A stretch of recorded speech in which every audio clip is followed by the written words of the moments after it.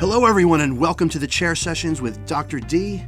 Our guest today is a superpowered creative force in the contemporary blues world who taps from a seemingly endless well of songs and compositions. She has a distinct voice that resonates deep, viscerally, and soulfully. I am talking about Gina Coleman, the lead singer of Misty Blues. Gina Coleman celebrates 25 years of composing and performing original blues with elements of jazz, funk, soul, and tent revival gospel. It's my pleasure to have Gina on the line with us today to talk about her latest project, Battle Cry. Welcome aboard, Gina Coleman. Thank you so much. I was listening to you. I'm like, who is he talking about? Is it surreal? It is. Well, thank you so much for having me. My pleasure. And we have so much to talk about, and we're going to fit it all in. All right. Before we talk about Battle Cry, let's talk about a little bit about your vast catalog. I was up to 17, and you just informed me we're up to 18. Yes, 18 now. What do you want to say about that? That's incredible. Yeah, you know what? I have this thing about music comes to me all the time. I'm always writing, and I'm just not one to sit on music. It's created for people to hear, and I don't. Our time is not scripted. So I don't want to hold on to something and not be around to share it. So I try to put out albums as they come. And yeah, we have our 18th album, which we have arranged, and we're recording next month. The album working title right now is Still Ticking. Mm-hmm. And Battle Cry is the first track that we released from that album. Can't wait to talk about that. But before we talk about that, there's another thing I have to mention this, because I think this is the testament to what you've just talking about, and the vast catalog, what I mentioned earlier about the unending well of creativity. Looking at the Roots Music Report for the week of December 6th, the last Roots Music Report, the top 50 contemporary blues songs chart. Let's see, I have the list right here. 1, 2, 3, 4, 5, 6, 7, 8, 9, 10 songs in the top 50 of that chart. Number 2, 5, 6, 7, 12, 13, 14, 15, 16, and 17. Whoa. Wow. It was a good week. That was an incredible week. I can't tell you that. I don't know if I've ever seen that. Yeah, I certainly haven't either. Incredible, fantastic, congratulations. I mean, like I said, it is just testament to that unending well of creativity, and I love what you said about, wanting to get it all out there, and you've got quite a bit out there. So we're going to talk. So now let's move on to Battle Cry. So. Right before we started this call, you informed me of a really cool surprise. Yes, yes. Someone who was with you. So I would like you to tell us about that surprise. All right. So the originator of the song, Battle Cry, was not named that to begin with, but my co-writer on the song is Chantell McCulloch is here with us. So we were having a little tea. Welcome aboard, Chantell. So much.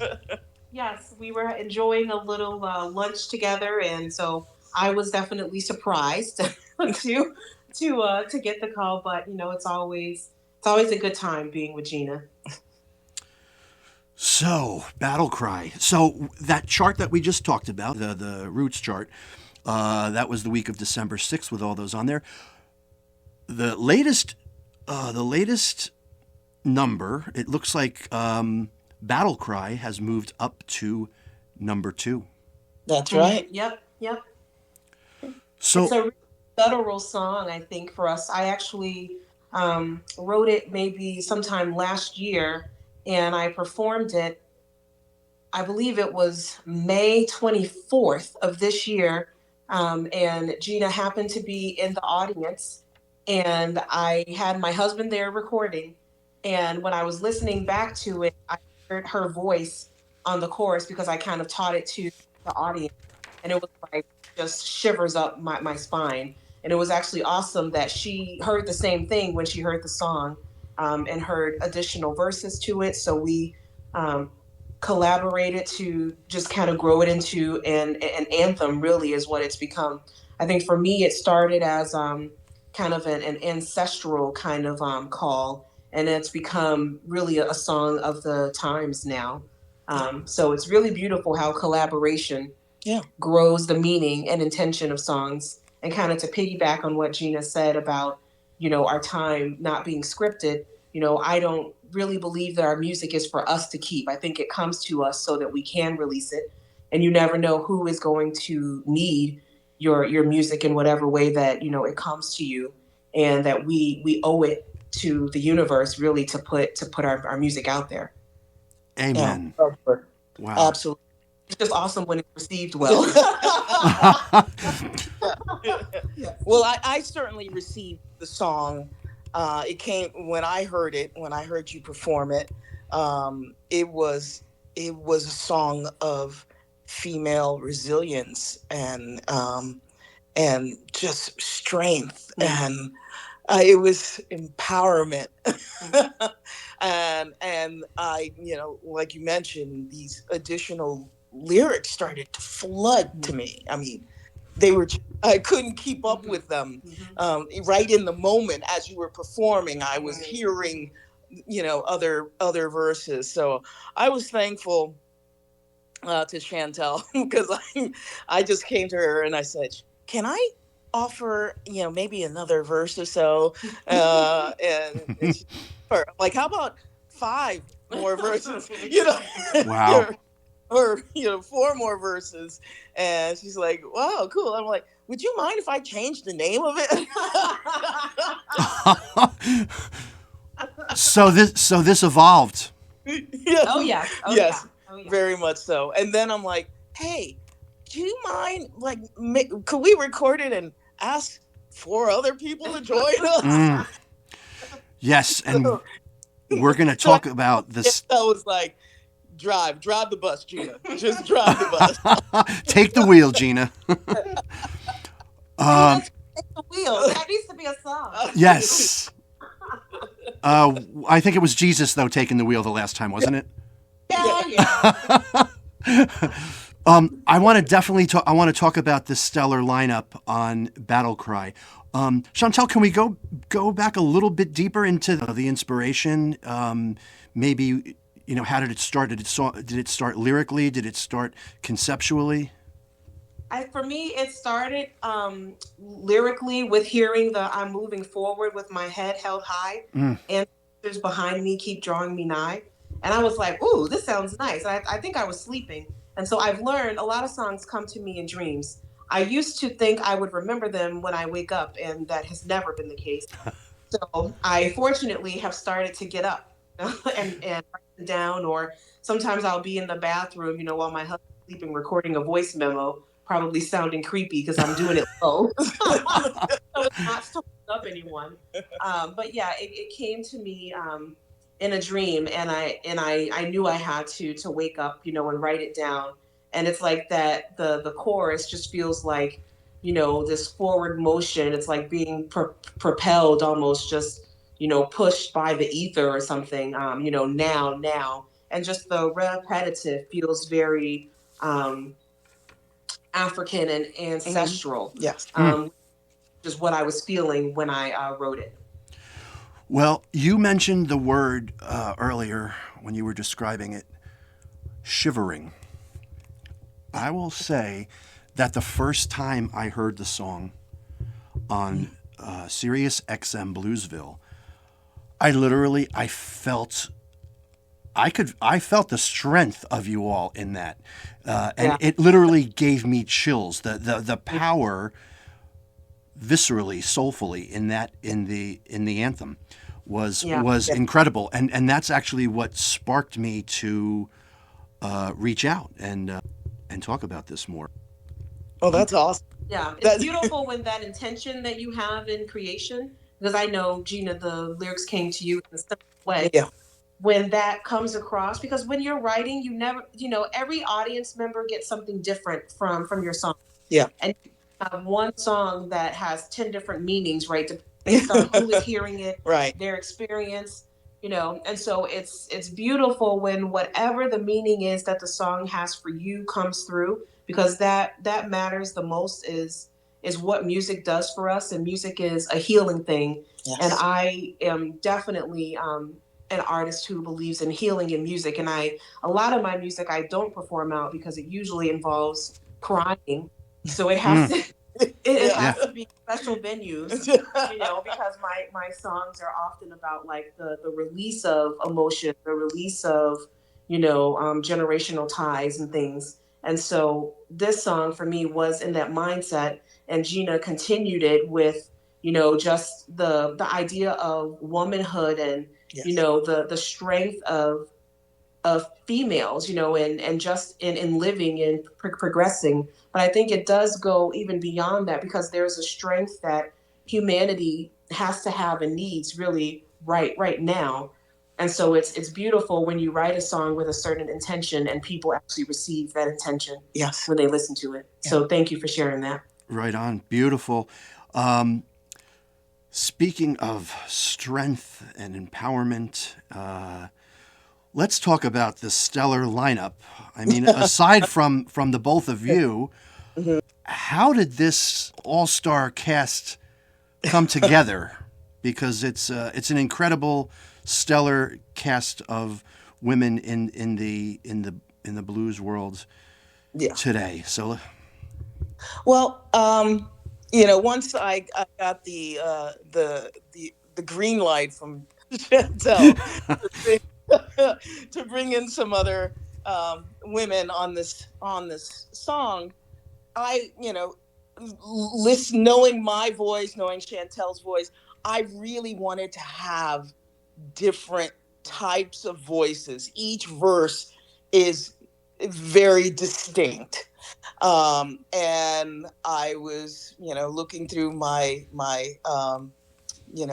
Rolodex by mind of amazing people. Some I've worked with in the past, some I'm just really close friends and we were cordial. Some I share mentors with, and some I've always wanted to work with and had this great opportunity. And so what I did was, Chantell mentioned that her husband videotaped that performance I was at that, generated those additional verses. So I took a clip of that performance and I shared the lyrics and that the full lyrics now and the clip to 4 other women that I thought would lend just incredible spirit. Our cadre, our blues cadre. Yeah. And it was, I don't think anyone took longer than an hour to respond to me saying, I'm in. I'm not surprised by that. I was surprised by it. Talk about answering the call, huh? Yes. Yeah. So let's talk about each of them. Okay. So Candice Ivory is on the lineup. Yes. Candice Ivory takes the third verse. And Candice Ivory she's on fire right now. Yeah, she just that Memphis Mini tribute album she put out last, fantastic. And then she has a new one out right now, and she's working with some heavy hitters. And I think she was raised in Memphis. I think she's in St. Louis? She's in St. Louis. I actually just had her. She was on the show just last week. That episode will be coming out. Yep, soon. Oh, cool. Yep. Cool. And she just has that Memphis styling, in her voice. You listen to her, you're like, oh, you from Memphis. And I love that sound. And so I was absolutely thrilled. And I know Candice, we correspond with each other. We've, we have been in contact with each other, just like, wow, I heard this track and I love it. And she would reciprocate that about, tracks that she's heard of mine. So we kind of a bit of a pen pal kind of nice with Candice. And then the fourth verse is taken by Carly Harvey. And Carly Harvey is out of DC. And Carly Harvey and I share a mentor, or Joe Louis Walker. Oh, cool. Yes. A couple of years ago, Joe reached out to me. He's like, there's a young blues artist out there in the DC area that I want you to reach out to her. I think there's stuff that you can teach her about the business, and she's worth it. She's so amazing, and she could use some female blues support. And so I reached out to her, and I, quite honestly, I think I've learned more from Carly than I ever have given fantastic. her. Even though, I've been in the game a little longer. But she's just an incredible vocalist. And this year she was on this recent season of The Voice. Oh, wow. Yes. So she made it to the past the blind auditions. So that was wonderful. She did a Susan Tedeschi song that turned Michael Bublé's chair and Reba McEntire's chair. So that was awesome to see a blues singer on that platform. And then so then the fifth verse is Alexis P. Suter. Powerhouse. Yes, an absolute powerhouse. Yep. The depth of her voice. I know, just rich. It is so rich. There was a reporter in Albany. I can't remember his name. He was reviewing one of my shows. I think we were at the 𝘱𝑗𝑡𝑠 Music Hall, and he called me Alexis P. Suter without the top hat. Wow. So I thought that was really funny. And I reached out to Alexis with that clip, and she just thought that was a hoot. And we have been corresponding since then. She just, the richness of her, there is no voice. Yes. Like, none. And I had to have her on there, and she was so thrilled. She's like, I've been wanting to work with you. I'm like, what? Oh, that's cool. It's everything started to align. Yes. And then I went to the anchor, and I'm not talking about weighing something down. I'm talking about driving home, Kat Riggins. Yowza! Yes. Out of Florida. I had the honor of doing a track with her a couple of years ago called "The Hate," which was in response to some hate speech that was left on a social media platform of mine, and I just, in order to kind of process it, a song came to me, and I needed some support, and wow. Her voice was what I needed on that track along with mine, and she was just, I'm there for you. And so I couldn't think of anyone else better to serve in as a part of this wonderful cadre of women for this song than Kat Riggins. Yeah, I was just going to say that. So I had Kat on a while ago, and the first time I ever saw her was down in Florida. And Put on a show. Well, it wasn't even a show. It was a sensory experience. Yes. Again, talk about chills, shivers, whatever you want to call it. Talk about feeling it viscerally. It was an outdoor show at the Cottonmouth Southern Soul Kitchen down in Bradenton, and it was a high energy performance, and she just resonates. She has that healing resonation about her in her, the way, just the songs, the lyrics, the dancing is mesmerizing. There's a healing quality just watching her dance and move around on stage. So I could see, where it came in to have her on board for this too. And just the messaging. I mean, that's her kind of messaging. Yes. Yeah. So just in lyrical content alone, we had to have Kat on this. Mm-hmm. Yeah. Yeah. I mean, it's a powerhouse lineup, and like you said, there's a lot of diversity there, as far as the styles. Yes. Because I think a lot of people don't realize the blues is so diverse in that way. There's so many different styles. Yes. Can you speak to that maybe a little bit more in more depth? I mean, I'm still learning about the range of the different styles, and in that lineup there really is a diversity of range of style. Yes. I mean, I think, obviously you have, the more contemporary blues singers, which I kind of put myself in that realm.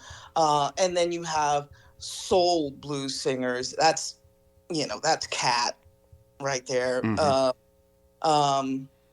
Carly Harvey is really interesting. Her timbre is well, she has native background, so she has developed a thing called a native scat. Mm-hmm. You hear that native background in her singing. Mm-hmm. There's a chant kind of quality, even if she's not chanting, you hear it. It's really amazing.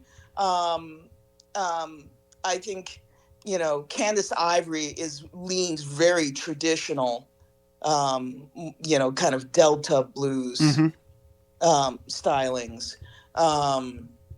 And I don't know, I think you fall in that soul, in that gospel, Chantell, realm as well. And then, then I don't know what realm Alexis P. Suter is from. No, Alexis P. Suter is one of those classic growlers. Of that, cut from the same cloth as, Big Mama Thornton. Yes. Like Big Maybelle, Coco Taylor, Ma Rainey. There's just a very guttural, I think people's intention in the blues comes out in the timbre of their voice as well. I, remember that it is originally an African-American art form, and a lot of it stemming from the fields, right? And when I hear certain people, I hear like that ancestral voice in them, and Alexis definitely has that, like return to the origins kind of pull in her voice. Yeah. Well, when I heard the song for the first time, the Battle Cry song, there was a part of me that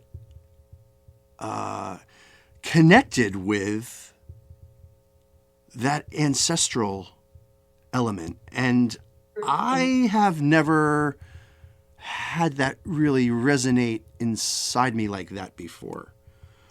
So, and I'm coming, I'm coming from a different experience and background, yet I could feel it.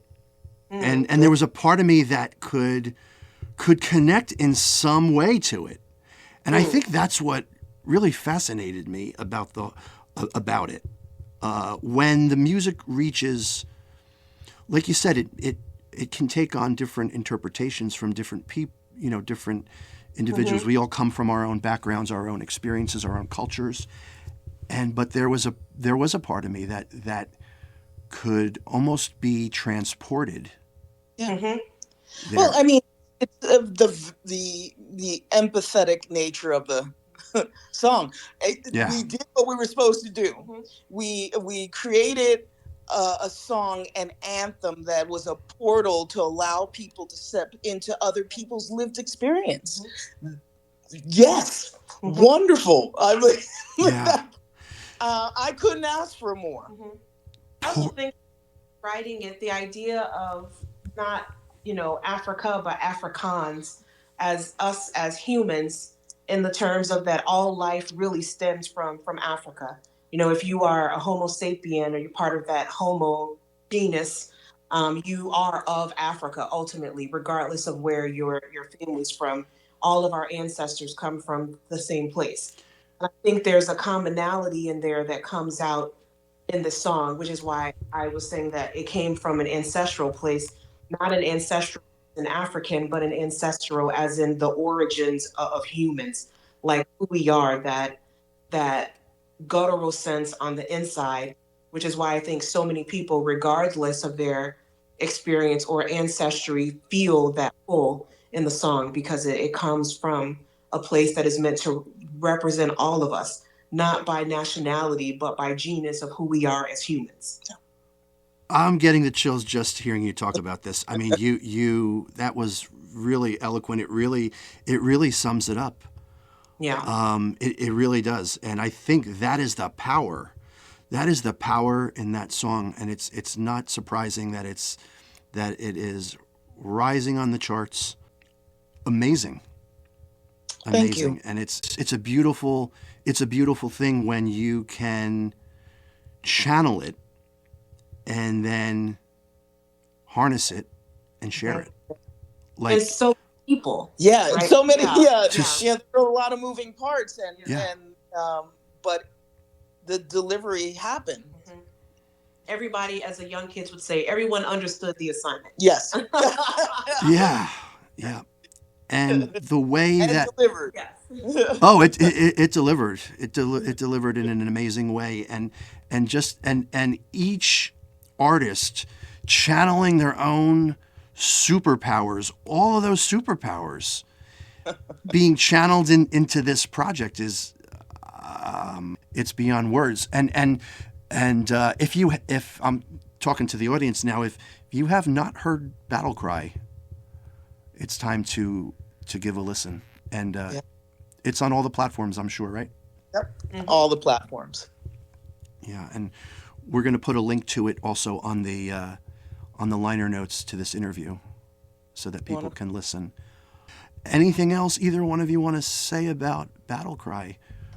Just give it a listen. Yeah, give it a listen. It's an anthem of the times, for sure. Well needed, a well needed anthem, right? Thank you. I want to congratulate you both and all of the other artists on this project. It's an amazing project, and it's the energy that it puts out there it's amazing. It's powerful. It's healing, and I like the word you used, Gina, portal. Yeah. It's a portal, and when we open ourselves up to these portals, we're transformed. We're transported to healing places. We're transported to the places sometimes that we really just need to be at. Yeah. Mm-hmm. Yes. And Yes. I want to thank you both for sharing your superpowers, not only in this project but today here on the podcast. I appreciate it, and appreciate you both and what you're doing, the message, and the manner that you're doing it. And best of luck with this project and future projects. And hopefully we'll have some more cool stuff to talk about soon. Oh, we absolutely will. Absolutely. Ladies, thank you so much again, and good luck with the project. All right. Thank you. Thank you. The journey's long, yet I harbor no fear. There ain't no trial I can't persevere. won't turn back. Stakes are getting too high. I'm moving onward. Hear my battle cry.